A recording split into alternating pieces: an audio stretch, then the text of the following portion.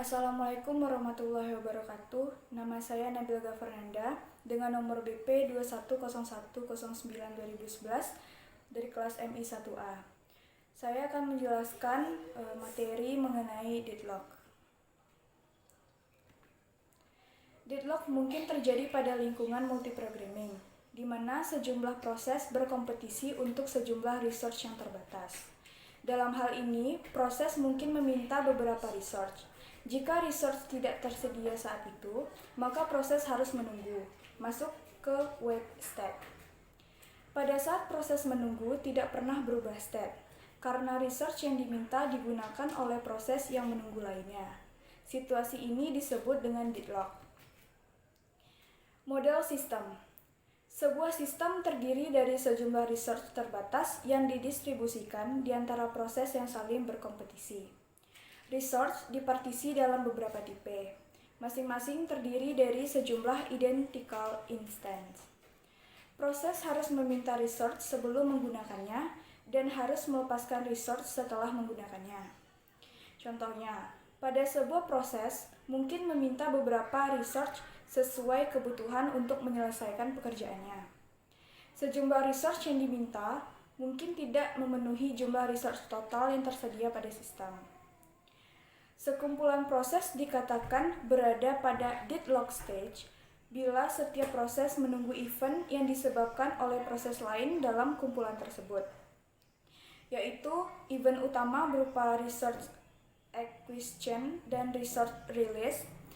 Resource bisa berupa resource fisik, yaitu printer, tape drive, memory space, dan CPU cycle, atau resource logika, yaitu file dan semafor. Deadlock terjadi pada saat proses akan mengakses objek. Objek tersebut disebut dengan resource, yaitu berupa hardware device seperti tape drive, memori, printer, atau informasi record dalam suatu basis data dan variabel global. Jenis resource terbagi menjadi dua, yaitu printable dan non-printable. Printable jika resource tersebut dapat diambil atau dilepas dari proses yang memakainya tanpa memberi efek apapun pada proses tersebut. Contohnya yaitu memori. Non-printable jika resource tidak dapat diambil dari proses yang sedang membawanya karena akan menimbulkan kegagalan komputasi. Contohnya yaitu printer. Urutan untuk mengakses resource ada 3. Yang pertama yaitu meminta resource atau request. Yang kedua yaitu use atau menggunakan resource. Yang ketiga yaitu membebaskan resource atau release. Deadlock mungkin melibatkan proses yang berkompetisi untuk tipe resource yang sama. Misalnya, sistem mempunyai 3 tape drive dan terdapat 3 proses masing-masing membawa tape drive. Bila setiap proses meminta tape drive tambahan, ketiga proses akan berada pada deadlock stage. Setiap proses menunggu event tape drive is released yang disebabkan oleh satu dari waiting process. Deadlock mungkin melibatkan tipe resource yang berbeda. Misalnya, sistem dengan satu printer dan satu tape drive. Contohnya yaitu proses P membawa tape drive dan proses Q membawa printer. Jika P meminta printer dan Q meminta tape drive, maka terjadilah deadlock. Selanjutnya yaitu karakteristik deadlock. Situasi deadlock dapat terjadi bila terdapat 4 kondisi yang berjalan serentak pada sistem. Yang pertama yaitu mutual exclusion, yaitu setidaknya satu resource harus diadakan mode non-shareable sehingga hanya satu proses pada satu waktu yang dapat menggunakan resource.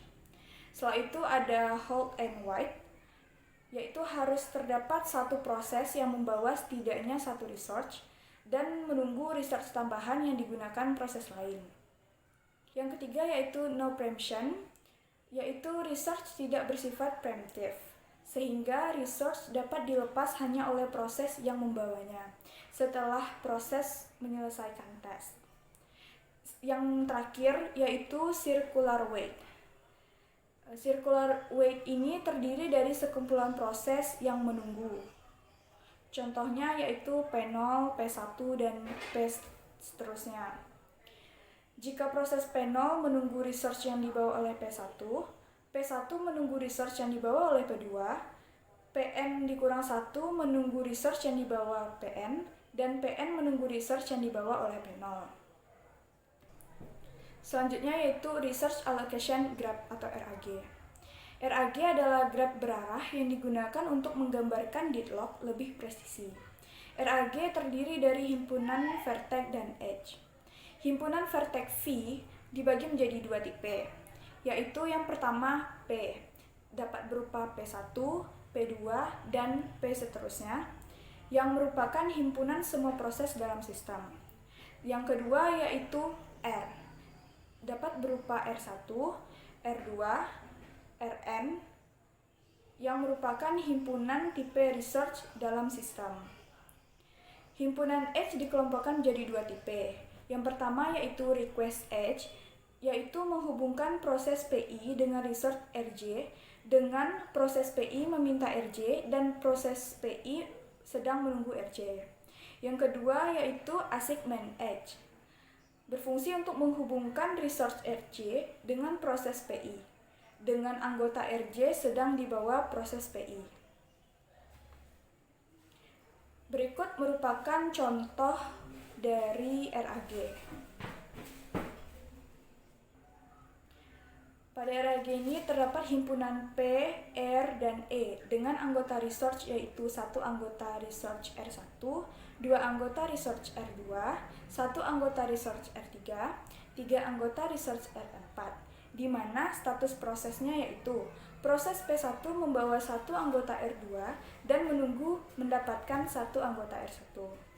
Proses P2 membawa satu anggota R1 dan R2 dan menunggu mendapatkan satu anggota R3. Proses P3 membawa satu anggota R3. Jika graf tidak mempunyai siklus, tidak ada proses pada sistem yang deadlock. Sebaliknya, jika graf terdapat siklus deadlock, mungkin terjadi. Jika setiap tipe research mempunyai tepat satu instansi, maka siklus menunjukkan terjadi deadlock. Dengan kata lain, jika siklus melibatkan hanya satu tipe research, masing-masing mempunyai satu instansi, maka terjadilah deadlock. Setiap proses yang dilibatkan pada siklus dalam keadaan deadlock, di mana dalam hal ini siklus pada graf merupakan kondisi perlu dan cukup untuk adanya deadlock. Yang ketiga yaitu jika setiap tipe research mempunyai beberapa instance, maka siklus tidak perlu menandakan terjadinya deadlock. Dalam hal ini, siklus pada graf merupakan kondisi perlu, tapi tidak cukup untuk adanya deadlock.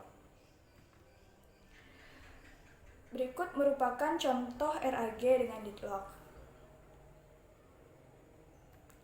Selanjutnya yaitu contoh RAG dengan siklus tetapi tidak terjadinya deadlock.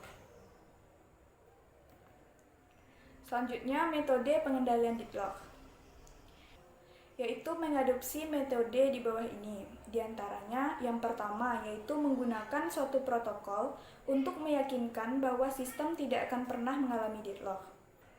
Yang kedua, mengizinkan sistem mengalami deadlock tapi kemudian segera memperbaikinya. Yang ketiga, mengabaikan semua permasalahan bersama-sama dan menganggap bahwa deadlock tidak akan pernah terjadi. Menggunakan skema deadlock prevention atau deadlock avoidance untuk meyakinkan deadlock tidak pernah terjadi. Deadlock prevention merupakan sekumpulan metode untuk meyakinkan setidaknya tidak terjadi satu dari kondisi yang menyebabkan deadlock. Sedangkan deadlock avoidance berfungsi bahwa OS diberikan informasi tambahan yang menyatakan research mana yang diminta proses dan digunakan selama proses berjalan. Dengan informasi tambahan, keputusan dapat dibuat untuk setiap permintaan perlu tidaknya proses menunggu. Pada sistem yang tidak menggunakan algoritma yang mencegah atau menghindari deadlock, maka deadlock mungkin terjadi. Pada lingkungan ini, sistem dapat menyediakan algoritma yang mengetes state dari sistem untuk menentukan apakah deadlock terjadi dan algoritma untuk memperbaiki dari deadlock. Jika sistem tidak yakin deadlock tidak pernah terjadi dan juga tidak menyediakan mekanisme untuk mendeteksi deadlock dan memperbaikinya, maka situasi di mana sistem dalam state deadlock tetapi tidak ada jalan untuk mengenali apa yang mungkin terjadi. Pencegahan deadlock melalui mutual exclusion. Kondisi ini tergantung pada sifat alamiah research karena kondisi mutual exclusion harus memegang research non-shareable. Misalnya, sebuah printer tidak dapat secara serentak digunakan untuk beberapa proses. Research yang dapat digunakan bersama-sama tidak membutuhkan akses mutual exclusion dan karenanya tidak dapat dilibatkan dalam deadlock. Sebuah proses tidak perlu menunggu untuk shareable research. Misalnya file read only, di mana jika sejumlah proses akan membuka file read only pada waktu yang bersamaan, dijamin akses ke file bisa serentak. Selanjutnya, pencegahan deadlock hold and wait. Kondisi hold and wait dapat dicegah terjadi dengan menjamin jika sebuah proses meminta sebuah research. Proses tersebut tidak boleh memegang research. Protokol yang dapat diadopsi yang pertama yaitu setiap proses harus meminta semua research yang dibutuhkan dan dialokasikan semua research tersebut sebelum eksekusi dimulai. Yang kedua, melalui alternatif lain. Sistem hanya mengizinkan sebuah proses untuk meminta research jika proses tidak memegang research. Dalam hal ini, sebuah proses mungkin meminta beberapa research dan menggunakannya. Sebelum meminta research tambahan, proses harus melepaskan semua research yang dialokasikan untuknya. Kedua protokol yang sudah disebutkan tadi memiliki kelemahan, yaitu research utilization menjadi rendah karena beberapa research dialokasikan tetapi tidak digunakan untuk waktu yang lama. Sedangkan kelemahan yang kedua yaitu starvation terjadi karena proses yang memerlukan beberapa research populer harus menunggu. Karena sedikitnya satu dari research tersebut dialokasikan untuk proses yang lain. Selanjutnya, pencegahan deadlock, no preemption. Agar tidak terjadi kondisi ini, maka dapat menggunakan satu dari dua protokol sebagai berikut. Yaitu yang pertama, jika proses memegang beberapa research, meminta research lain yang tidak dapat segera dialokasikan, maka semua research yang dipegang harus preemptive. Yang kedua, bisa menggunakan alternatif lain, yaitu jika proses meminta beberapa research. Langkah pertama, cek apakah tersedia. Jika tersedia, maka dialokasikan.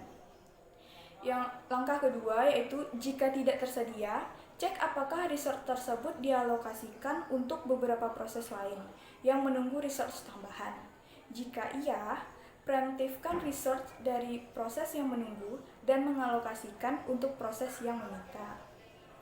Langkah ketiga yaitu jika research tidak tersedia atau dipegang oleh proses yang menunggu research, proses yang meminta harus menunggu.